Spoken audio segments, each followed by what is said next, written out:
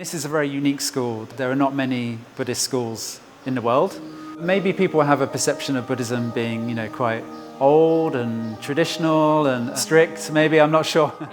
But very much at the school here, it's kind of quite contemporary. Our students are teenagers and they live in the world the same as every other teenager in the world. They're interested in all of the same things.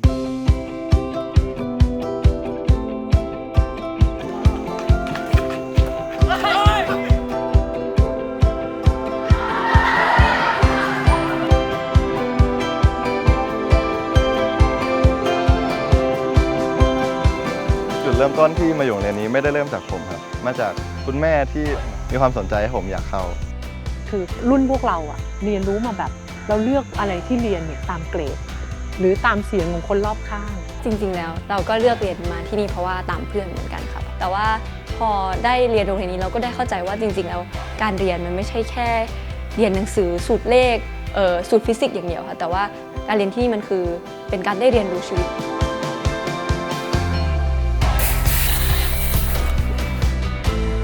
พอมาเรียนที่นี่รู้สึกว่าการเรียนมันไม่เหมือนการเรียนหนังสืออะค่ะแต่ว่ามันเป็นการแบบ lifelong learning ที่เราจะเรียนรู้ไปตลอดชีวิตหลักการคือเราต้องการบ่มเพาะชีวิตเด็กหนึ่งคนเนี่ยให้เขาเติบโตไปเนี่ยเป็นที่พึ่งของตัวเองให้ได้มาฝึกนะครับทั้งเรื่องของพฤติกรรมเรื่องของจิตใจเรื่องปัญญานะครับอย่างเช่นนักเรียนมาใหม่ๆเนี่ยอาจจะเรื่องของวินัยอาจจะยังไม่เข้มงวดยังไม่เข้มข้นโรงเรียนก็เป็นที่ที่บอกว่าถ้าอยู่บ้านก็ไม่ได้ฝึกแต่ถ้ามาโรงเรียนก็มีครูเป็นกัลยาณมิตรคอยให้กำลังใจคอยให้แนวทางฝึกฝืนในสิ่งที่เหมาะที่ควรทั้งการรับมือกับความชอบความไม่ชอบการออกกำลังกายการดูแลตัวเองการจัดสรรเวลา time management อย่างเงี้ยค่ะคือมันเป็นอะไรที่เราต้องใช้ในชีวิตข้างนอกจริงๆคือทั้งหมดเนี่ยสุดท้ายแล้วมันสอนความเป็นจริงของชีวิตอะครับ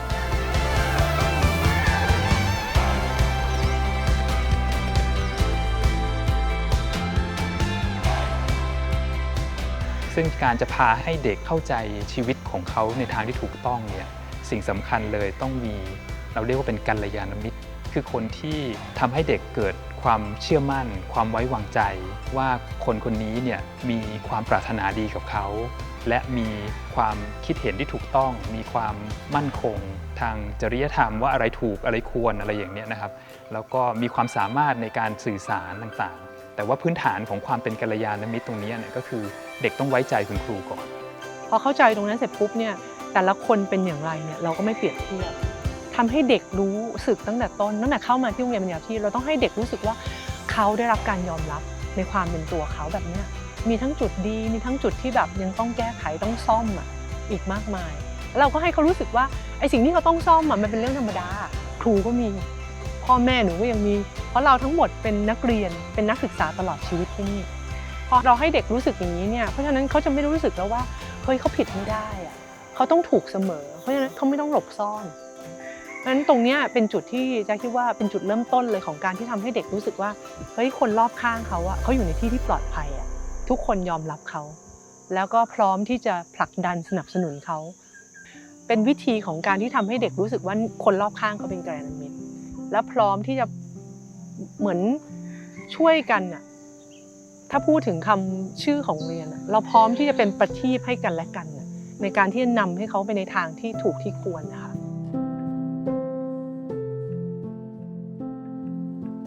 เพราะเราบอกว่าเราเป็นโรงเรียนบ่มเพาะชีวิตการบ่มเพาะชีวิตเนี่ยชีวิตนี้คือชีวิตของใครชีวิตของเด็กคนหนึ่งผู้ใหญ่ที่อยู่รอบตัวเขาก็ประกอบด้วยที่โรงเรียนก็คือครูแล้วก็บุคลากรทางการศึกษาทุกคนในโรงเรียนนี้และที่เป็นหลักก็คือพ่อแม่ที่บ้านเพราะฉะนั้นถ้าได้เข้ามาเป็นครอบครัวเราเนี่ยเงื่อนไขของเราเลยตั้งแต่วันที่สอบเนี่ยเราจะบอกเลยว่าเงื่อนไขของการเข้ามาเอาลูกมาเรียนที่โรงเรียนนี้พ่อแม่ต้องเป็นนักเรียนด้วยเราเรียกว่าห้องเรียนครูคนแรกของลูกตั้งแต่ชื่อเนี่ยจะทำให้เขารู้แล้วว่าเฮ้ยฉันเป็นครูคนแรกของลูกเพราะฉะนั้นทุกสิ่งทุกอย่างที่ฉันทำที่ฉันเป็นมันมีผลกับลูกหรือว่าการที่เราจัดงานของเรียนชมสวนเทียนนะคะการประชุมผู้ปกครองทุกอย่างคือการที่เราจะเรียนรู้ซึ่งกันและกันคือจริงๆรู้สึกว่าเราได้รับการพัฒนาด้วยคือตัวเองลูกคนโตก็อยู่ที่นี่กำลังจะจบม .6 นะคะ แล้วก็ส่งคนเล็กมาเรียนด้วย คือได้พัฒนาตัวเองจากลูกคนโตเนี่ยมาช่วงหนึ่งแล้วก็รู้สึกพอมาลูกคนเล็กเนี่ยเราก็ได้พัฒนาต่ออีกในหลายๆเรื่องที่เราต้องฝึกวางใจในตัวลูกฝึกให้เขาได้รับผิดชอบฝึกให้เขาได้รับผลของการกระทำของเขาเองซึ่งอันเนี้ยถ้าอยู่ในมือเราที่บ้านเนี่ยเราคง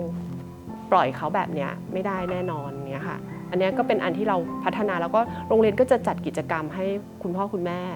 ได้เรียนรู้อะไรหลายๆอย่างนะคะ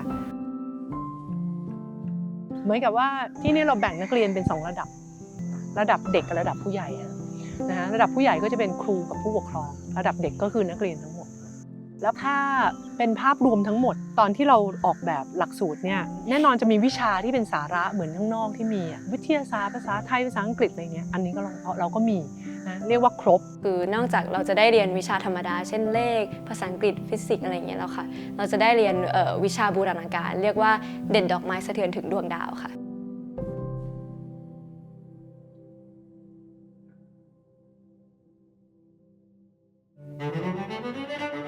เราเริ่มตั้งแต่ม.1 ถึงม.6 ม.1 เนี่ยเราเอาตามหลักของสมเด็จพระพุทธโฆษาจารย์ชื่อการศึกษาเริ่มต้นเมื่อคนกินอยู่เป็นกินแล้วมันเกิดคุณค่าที่แท้จริงไม่ใช่กินเพราะรูปงามไม่ใช่กินเพราะว่าแบรนด์นี้ดีหรือว่าอร่อย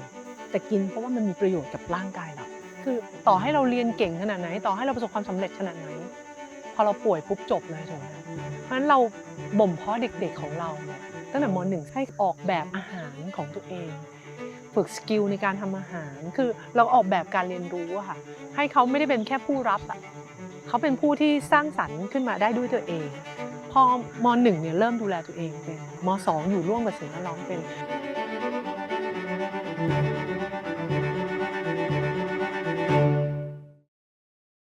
ม.2 วิชาทรัพย์เหนือโลกอันนี้เลยที่เราอยากจะให้เกิดคือเนี่ยตั้งแต่ที่เขาอยู่อย่างเงี้ยเขาได้ยินเสียงแบบเนี้ย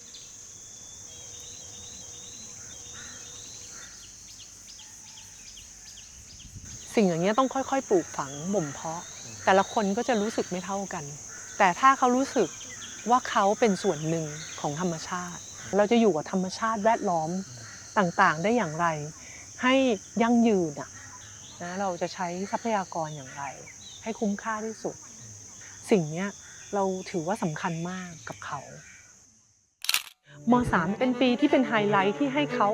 กลับมาคิดวางแผนชีวิตตัวเองวิชาที่เราวางไว้ให้สำหรับม.3 เราตั้งชื่อว่าโตก่อนโต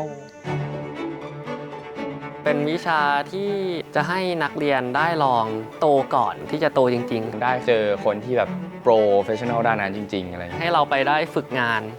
แล้วก็ได้ดูว่าอาชีพที่เราต้องการเป็นอะไรครับแล้วก็ตอนเทอม2ก็จะมาทำเป็นโปรเจกต์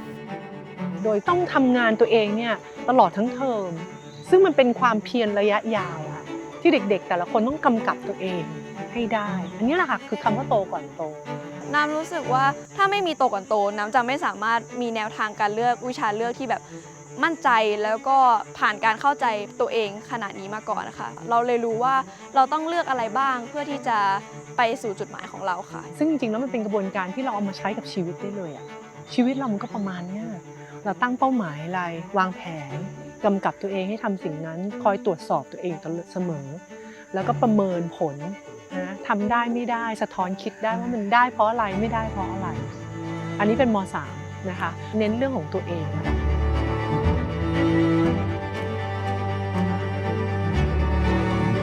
แต่พอม.4 ม.5 ม.6 เนี่ยจะเน้นเพื่อส่วนรวมมากขึ้นละม.4 จะเป็นวิชาสื่อสารเป็นคำว่าสื่อสารเป็นเนี่ยพระอาจารย์ชยสาโรท่านให้หลักไว้ว่าคนเราเนี่ยติดต่ออยู่ร่วมกันเนี่ยการสื่อสารเป็นเรื่องสำคัญตัวผมกับนักเรียนมีคำว่าการสื่อสารขั้นอยู่เพียงแต่เรามองไม่เห็นแค่นั้นเองเด็กๆกับเพื่อนของเขากับคุณพ่อคุณแม่ของเขากับคนที่ไม่รู้จักกันเลยในสังคมมีคำว่าการสื่อสารขั้นอยู่เพราะฉะนั้นเราจะมาทำตัวเครื่องมือที่ชื่อว่าการสื่อสารเนี่ยให้มันดีถ้าความรู้กับใจมันดีมันพร้อมมันก็จะผลักออกมาเป็นคำพูดและการกระทำที่ดีก็จะเกิดคำที่ชื่อว่าสื่อสารเป็นแล้วคุณครูที่สอนเนี่ยเก่งละครเขาใช้ละครเป็นตัวที่ทำให้เด็กๆได้เรียนรู้ภายในแล้วก็การอยู่กับภายนอก ละครมันถอดตัวเองออกไปแล้วไปเอาชีวิตคนอื่นเข้ามาสวมแทนทำให้เราเข้าใจคนอื่นแล้วก็ลดอัตราตัวเองด้วยแต่ว่าสิ่งที่ผมพูดไม่ใช่เรื่องง่ายวิชาเราจึงเริ่มจากการสื่อสารภายในว่าชีวิตคืออะไร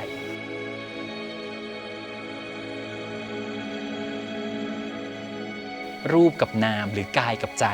หรือขันธ์ห้ามันทำงานยังไงมันเข้ามายังไงข้างในปั่นออกแล้วออกไปยังไงมันก็จะวนลูปเป็นการสื่อสารอยู่แบบนี้เช่นเราจะพูดถ้าเราไม่ค่อยพอใจเพื่อนหรือเรารู้สึกอิจฉาเพื่อนเราก็จะมีคำพูดชุดหนึ่งแต่ถ้าเรารู้สึกเวลาเพื่อนได้ดีแล้วเราไม่ได้อิจฉาเรารู้สึกยินดีกับเขาเราก็จะพูดอีกแบบหนึ่งถูกไหมฮะเวลาคนเราจะพูดอะไรออกไปเนี่ยมันต้องมาจากข้างในเราก่อนพอเข้าใจตัวเองแล้วไปเข้าใจผู้อื่นบ้างผู้อื่นเป็นยังไงผู้อื่นแตกต่างไหมไม่แตกต่างคนอื่นก็ขันธ์ห้าเหมือนกันรับส่งอยู่อย่างนั้นเหมือนกันเป็นกระแสเหมือนกัน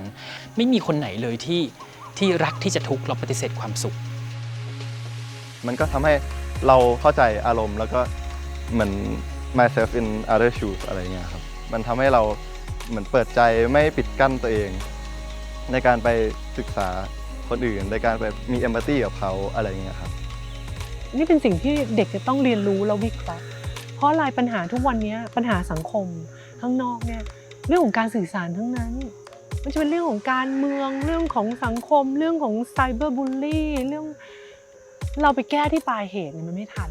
อันนี้เป็นวิชาม.4 มาถึงม.5 เนี่ยชื่อวิชาสัมมาธุรกิจนอกจากม.2 เนี่ยเราให้เขาเห็นตัวเองกับสิ่งแวดล้อมพอเขามาม.5 เนี่ยเป็นสัมมาธุรกิจเวลาเขาจะทำธุรกิจอะไรก็ตามนอกจากจะทำให้ชีวิตของเราเกื้อกูลให้ชีวิตของเราอยู่ได้อย่างมีคุณภาพเราต้องช่วยให้สังคมเนี่ยอยู่ได้อย่างมีคุณภาพด้วยให้สังคมอยู่ได้อย่างยั่งยืนด้วยมีความรับผิดชอบมี accountability ต่อสังคมหากเราไม่ถอดบทเรียนเนี่ยทุกๆสิ่งที่ผ่านเข้ามาในชีวิตก็คงจะผ่านลอยไปเฉยๆจริงๆก่อนลงพื้นที่เนี่ยพวกเรามีความสร้างสรรค์มากมายเลยครับแต่ว่าจากการลงพื้นที่ครั้งนี้ก็ทำให้ผมได้รู้ว่า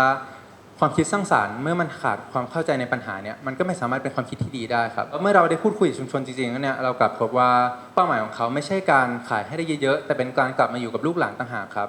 สุดท้ายความคิดของพวกเราจึงมาอยู่ที่ว่าเราอยากจะสร้างแบรนด์ที่สามารถส่งต่อให้ชุมชนนำไปขายได้ในระยะยาวและแบรนด์ที่สามารถสร้างงานในชุมชนได้ครับ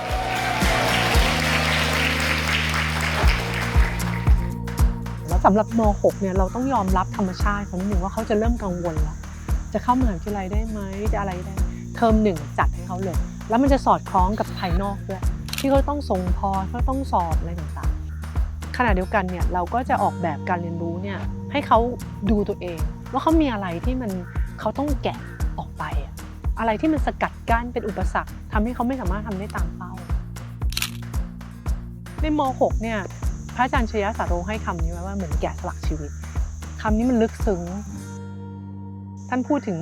ไมเคิลแองเจโลที่แกะสลักม้านะคะว่าจริงๆแล้วเนี่ยเวลาเขาแกะรูปม้าเนี่ยค่ะไมเคิลแองเจโลบอกว่าเขาไม่ได้แกะสลักม้านะเขาแกะสิ่งที่ไม่ใช่ม้าออกไปสลักเหลือแต่สิ่งที่มันถูกต้องที่มันใช่ที่มันถูกที่ควรนะคะเขาจะมีโอกาสทำตรงนี้เต็มที่ในเทอม 1ในเทอม 2เนี่ยเราจะเน้นในส่วนที่ให้เขาเนี่ยฝึกที่จะแบ่งปันให้น้องๆเหมือนกับสังเกตว่า paid forwardนะคะแต่ว่าต่อเทียนมันจะมีความเป็นเนี่ยเหมือนเราตั้งใจจะจุดประทีปแห่งปัญญาให้เด็กใช่ไหมเราจุดไฟต่อกันเนี่ยมันก็จะส่องสว่างไปทั่ว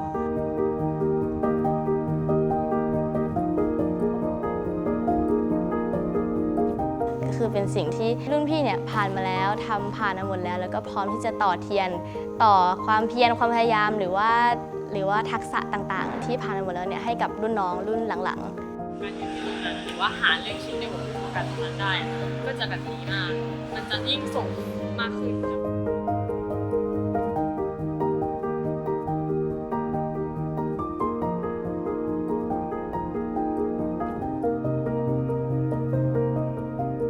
ในส่วนของการเรียนวิธีการสอนของเราเนี่ยได้รับความเมตตาจากพระอาจารย์ชยสาโรที่แนะนำแนวทางหลักสูตรพุทธปัญญาให้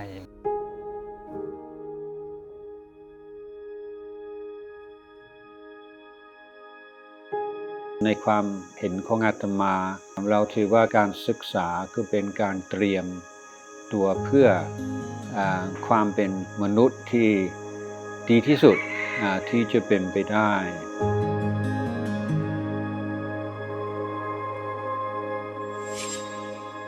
ในการเน้นทางวิชาการก็เป็นสิ่งที่ดีอย่างแต่ว่าบางที่มันขาดความสมดุลแล้วก็ลืมไปว่าอาชีพการงานก็เป็นส่วนหนึ่งของชีวิตแต่นอกจากนั้นแล้วเราก็ยัง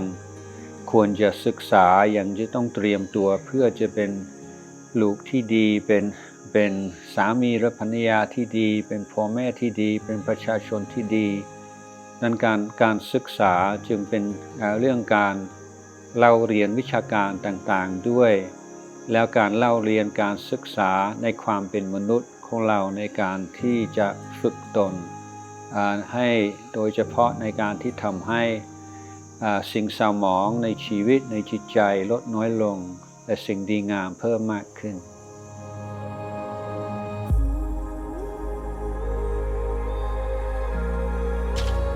อย่างเช่นนักเรียนถามว่ากำลังเตรียมงานมีปัญหาเรื่องความเครียดเรื่องความท้อแท้เรื่องความขี้เกียจอะไรพวกนี้แต่มานี่แหละคือโรงเรียนของเราต้องการให้ศึกษาไม่ใช่ศึกษาตัวงานแต่ศึกษาในการที่จะทำงานโดยไม่ต้องเครียดโดยไม่ต้องท้อแท้โดยไม่ต้องขี้เกียจคือการที่เราบริหารจิตสามารถเจอสิ่งใหม่หรือสิ่งที่ทำได้ยากโดยจิตใจที่เข้มแข็งอดทนไม่ท้อแท้ใจสู้สามารถให้กำลังใจตัวเองก็เป็นส่วนหนึ่งของการศึกษาในความหมายของเราก็จึงเน้นความอดทนความใจสู้การรู้จักคิดพิจารณาเพื่อแก้ปัญหาตัวเองเป็นต้น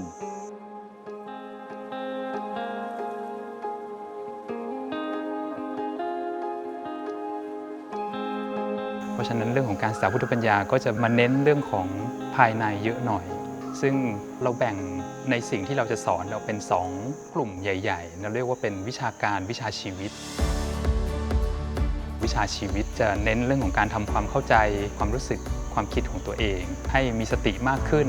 มีความเข้มแข็งอดทนมีความเมตตามากขึ้นส่วนด้านของวิชาการก็จะเน้นทักษะสำหรับศตวรรษที่21นะครับไม่ว่าจะเป็นเรื่องของทักษะในการทำงานเป็นทีมทักษะในการสื่อสารแล้วจริงๆแล้ววิชาชีวิตเนี่ยจะไปเสริมทางด้านวิชาการด้วยอย่างเช่นเขาทำการบ้านแล้วเขาไม่มีสติไม่มีสมาธิในการทำงานหรือแม้กระทั่งเบื่อ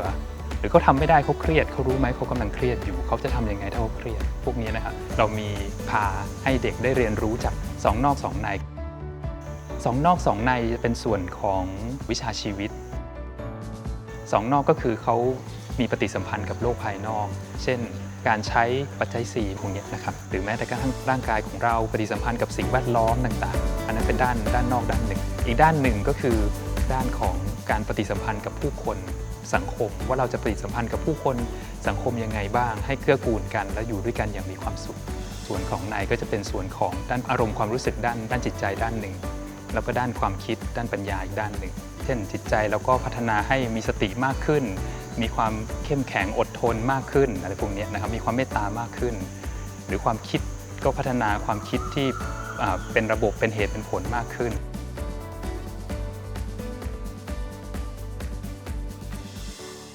เป็นการศึกษาที่พัฒนาชีวิตของเขาเป็นองค์รวมทั้งหมดไม่ได้เน้นแต่วิชาการวิชาการเป็นผลพลอยได้เพราะถ้าเขาวิชาชีวิตเขาควบคุมตัวเองได้ดีกำกับตัวเองได้ดีใครจะไม่เก่ง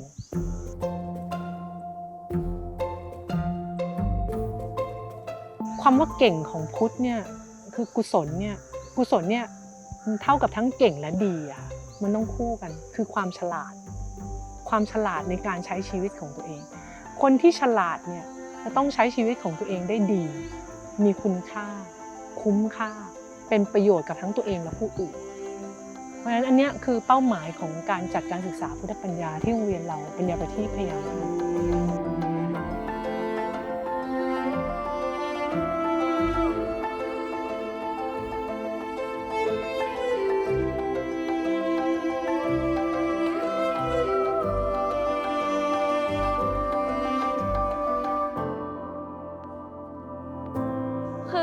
เป็นโรงเรียนแบบม.ปลายที่อื่นใช่ไหมคะเราจะต้องมีสายการเรียนเรียกว่าเราจะไปวิทย์คณิตหรือว่าจะไปศิลป์ภาษาอะไรอย่างเงี้ยค่ะแต่ที่นี่เราไม่มีสายค่ะทุกคนเรียนอยู่ในห้องเดียวกัน20กว่าคนแล้วก็ต่างคนต่างมีความชอบของตัวเองที่นี่ก็เลยใช้วิธีการจัดการคือมีวิชาเลือกให้เราเลือกค่ะว่าเราอยากจะเรียนวิชาเลือกตัวไหนเช่น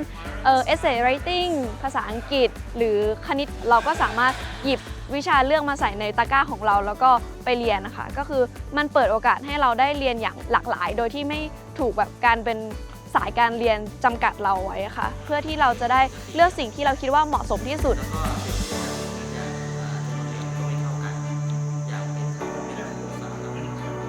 所以说，在这里我们用的是这个是属于是自主学习。我们老师呢不是那种传统意义上的老师，我们老师ให้เด็กๆนะตั้งเป้าเราไม่ได้ทำให้เด็กๆคืออันนี้คือ personalize และ active learning เขาเป็นคนที่ตั้งเป้าครูเนี่ยจะไม่เป็น teacher อยู่ใน traditional แบบ teacher แต่ว่าจะเป็น facilitator มากกว่าเราเนี่ยช่วยเหลือ support อยู่ตลอดตั้งคำถามเยอะๆบอกน้อยๆให้เขามาเป็นคนที่เจอคำตอบเขาก็จะจำได้แล้วเขาก็จะรู้สึกว่าอันนี้ของเรา ownership มากกว่าแล้วก็เวลาที่นักเรียนโรงเรียนนี้มีความสนใจอยากจะทำอะไรขึ้นมาอย่างจริงจังนะคะเราก็จะมีการไปสะท้อนให้คุณครูว่าเราอยากทำอย่างนี้นะอยากทำอย่างนั้นนะคุณครูก็จะพยายามแบบอย่างสุดความสามารถเพื่อที่หาผู้เชี่ยวชาญมาให้ความรู้กับเราค่ะแล้วก็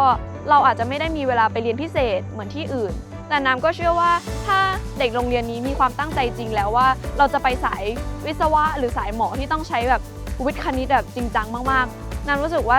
การปลูกฝังฉันทะที่นี่แล้วก็การให้คำปรึกษาจากคุณครูอะค่ะมันสามารถทำให้เราไปสู่เป้าหมายได้จริงๆมันขึ้นอยู่กับว่าเรามีฉันทะมากพอแล้วก็ความเพียรมากพอที่จะไปสู่เป้าหมายหรือเปล่าค่ะ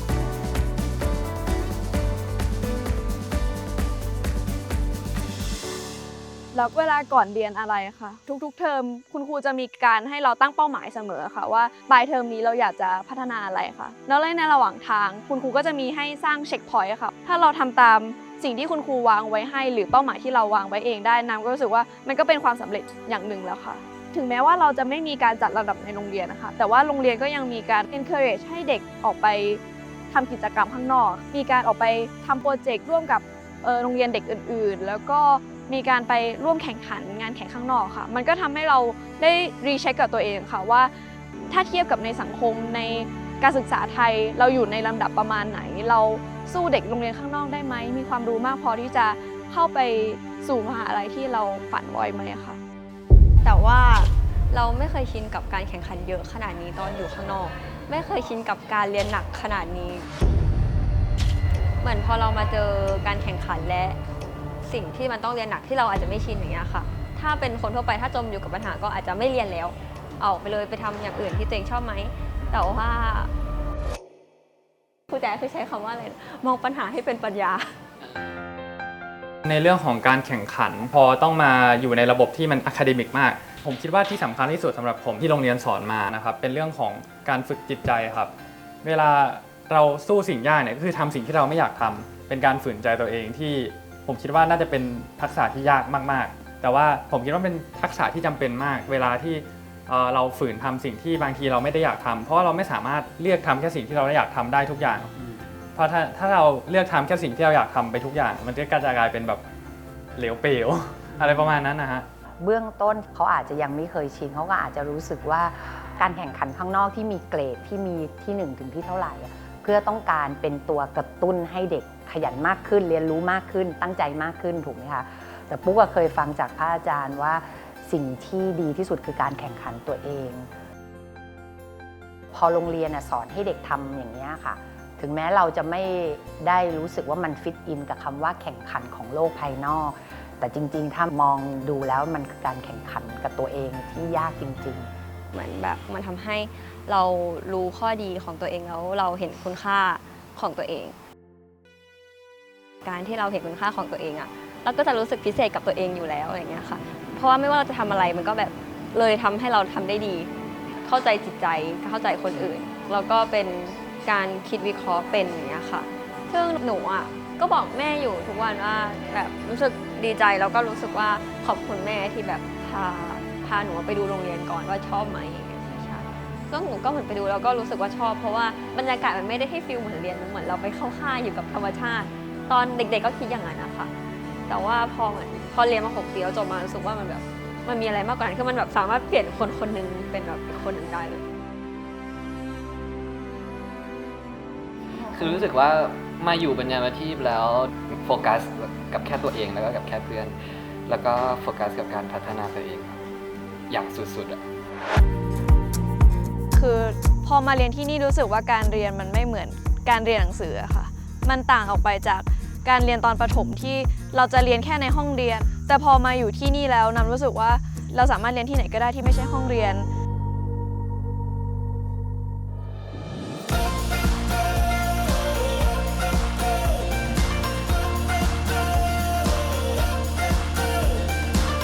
แล้วก็หลังเลิกเรียนแล้วเข้าหอไปเราก็ยังต้องพัฒนาชีวิตของเราอยู่ตลอดอะค่ะ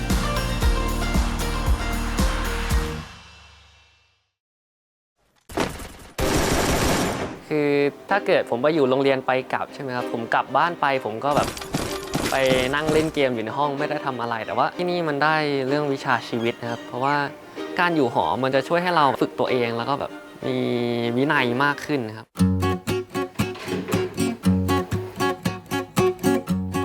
หลักๆในหอพักก็จะมี Common แล้วก็มี Holding House ที่เป็น2กิจกรรมหลักๆ Holding House เป็นเหมือนเวรทำความสะอาด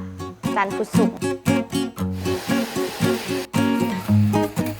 คือสมมติว่าเราเรียนเป็นโรงเรียนแบบไม่ประจำมันก็จะไม่ได้ฝึกการมีระเบียบแล้วก็จัดสรรงานเองได้เนี่ยค่ะเพราะว่ากลับบ้านเหมือนพ่อแม่ก็ช่วยแต่ว่าพออยู่ที่เนี่ยคนเตือนตัวเองก็ต้องเป็นเราพอทำความสะอาดหอพักเด็กก็จะฝึกในการอยู่ร่วมกับคนอื่นแล้วก็มีวินัยในการรับผิดชอบหน้าที่ของตัวเองเมื่อไหร่ก็ตามที่เราละทิ้งหน้าที่ของตัวเองเนี่ยพอมันเกิดความสกปรกขึ้นเนี่ยทุกคนก็ได้รับผลแม้แต่ตัวเองก็ได้รับผลเหมือนกันการที่เขารู้เหตุรู้ผลสิ่งที่มันเกิดขึ้นเนี่ยมันก็เป็นตัวสิ่งที่ได้เรียนรู้ไปในตัวอยู่แล้วคือช่วงแรกๆก็มีบ่นบ้างว่าแบบไม่อยากอยู่ที่นี่อยากกลับบ้านอยากไปเรียนโรงเรียนปกติเพราะว่าอยู่ที่นี่มันก็มีข้อจำกัดหลายอย่างครับตอนเข้ามาใหม่ที่เราต้องปรับตัวอันแรกที่นึกออกคือต้องตื่นมาวิ่งตอนเช้าครับ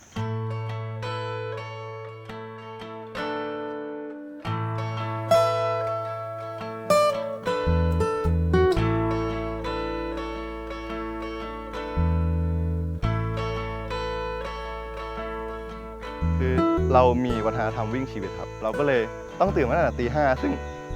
เอาตามจริงก็ไม่เคยตื่นเร็วขนาดนั้นมาก่อนแล้วก็ต้องมาวิ่งอีกซึ่งเด็กธรรมดาทั่วไปในอายุเท่านี้ก็คงไม่มีใครตื่นตั้งแต่ตี 5ลุกจากเตียงในแบบตอนเช้าที่อากาศมันกำลังดีน่านอนแล้วก็ออกมาวิ่งอยู่แล้วผมก็เลยคิดว่าอันนี้เป็นจุดหนึ่งที่แบบเราได้ฝึกฝืนตัวเองครับแล้วมันก็เป็นประโยชน์ต่อร่างกายของเราด้วยพอร่างกายมันแข็งแรงอะค่ะจิตใจมันก็จะไม่บ่นมากคือถ้าคนเราที่ร่างกายอ่อนแอสังเกตไหมคะเราเดินนิดนึงเราก็จะแบบโอ้เหนื่อยอันนี้ปุ๊กก็มาเข้าใจเหมือนกันว่าทำไมโรงเรียนให้ลูกวิ่ง แต่ก่อนก็แบบทำไมต้องให้วิ่งแต่เช้าด้วย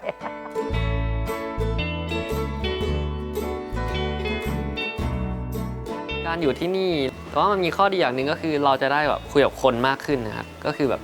ถ้าเกิดเป็นตอนผมอยู่โรงเรียนไปกลับผมก็แทบจะไม่ได้คุยกับใครที่โรงเรียนเลยครับก็คือแบบเรียนปุ๊บเสร็จก็กลับบ้านเลยแต่ว่ามาอยู่ที่นี่ครับผมก็ได้แบบทำปฏิสัมพันธ์กับคนมากขึ้นนะครับก็ตอนไปอยู่ในหอก็ได้คุยกับรุ่นพี่รุ่นน้องกันการที่มีพี่ๆอยู่อ่ะมันช่วยละลายพฤติกรรมดีขึ้นเพราะว่าพี่ๆที่เนี่ยเราบอกได้เลยว่าแบบเฟรนลี่มากแล้วก็แบบชวนคุยตลอดมีปัญหาอะไรก็แบบเข้าไปปรึกษาได้เรียกว่าทุกเรื่องเลยก็ได้แต่ปัญหาในการอยู่ร่วมกับคนอื่นก็จะมีเรื่องของการทะเลาะกันระหว่างเพื่อนนะครับเข้าสูตรเลยข้อตกลงเนาะข้อตกลงกับวงกลมข้อตกลงกับวงกลมกันแล้วใช่วงกลมก็จะเป็นหนึ่งเครื่องมือที่ช่วยได้คุยกันแบบตรงๆเนาะขอโทษพิชชี่ที่หลายครั้งเขาอาจจะพูดกับพิชชี่ด้วยอารมณ์อาจทำให้พิชชี่อึดอัดก็ขอโทษแล้วก็จะปรับปรุงไม่ให้มันเป็นอีกขอโทษปันนะครับที่วันนั้นอารมณ์ร้อนใส่ปันก็ตะคอกใส่ปันก็อยากจะขอบคุณทุกคนที่ ไม่เคยรำคาญเขาเวลาที่เขาจะไปปรึกษาอะไร ก็ขอบคุณมาก วงกลมกัลยาณมิตรก็คือพื้นที่ที่ให้เราได้ฝึกทักษะการอยู่ร่วมกัน การฝึกแสดงความคิดและความรู้สึกต่อกัน เราขอบคุณแล้วก็ชื่นชมเวลาที่คนอื่นเขาทำสิ่งที่ดีๆให้กับเรา เรายอมรับแล้วก็ขอโทษเวลาที่พลาดไป มีปัญหาเราก็ค่อยเตือนกันค่อยพูดค่อยจากันอย่างดีๆก็ทำให้เราอยู่ร่วมกันด้วยความเข้าใจไว้วางใจแล้วก็อบอุ่นด้วย คนเราจะไม่สามารถพัฒนาตัวเราเองได้ถ้าไม่ได้รับการฝึกฝนเวลาเรายึดถือในความเป็นตัวเรามากเกินไปจนไม่ยอมรับฟังความคิดเห็นของคนอื่นเนี่ยเราจะพัฒนาตัวเองได้ยังไงการที่เรานั่งอยู่ในวงกลมมันก็มีทั้งคำพูดที่ดีแล้วก็ไม่ดีแต่ว่าสุดท้ายแล้วเนี่ยทุกอย่างมันก็คือเพื่อการพัฒนาแล้วก็ฝึกฝนตัวเราเอง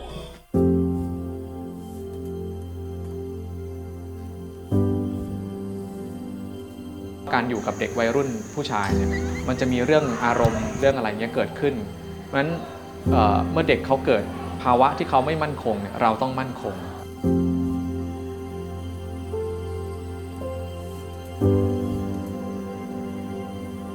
ถ้าคุณครูสามารถทำให้เด็กๆได้คิดพิจารณาด้วยตัวเองแล้วก็กลับมาในทางที่ถูกด้วยการที่สามารถรักษาสัมพันธภาพของกันและกันได้อันนี้ครูต้องใช้ปัญญาสูงนะฮะสิ่งนี้ต้องเรียนนะต้องฝึกเพราะฉะนั้นครูเนี่ยก็จะต้องปฏิบัติธรรมครูและมีความตั้งอกตั้งใจที่จะฝึกหัดพัฒนาตัวเองเนี่ยนะครับให้เป็นเพื่อนที่ดีของเพื่อนครูของผู้ปกครองของนักเรียน